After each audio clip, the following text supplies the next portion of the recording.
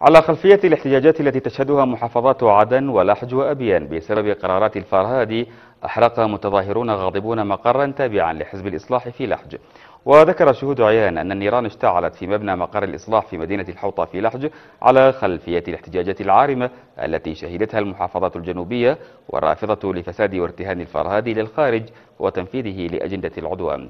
ويعد حزب الإصلاح المتفرع من جماعة الإخوان أحد الأطراف المؤيدة للعدوان على اليمن، ويتهمها المواطنون في المحافظات الجنوبية بممارسة دور عدائي وحملات تحريضية ضد المجتمع والنخب السياسية.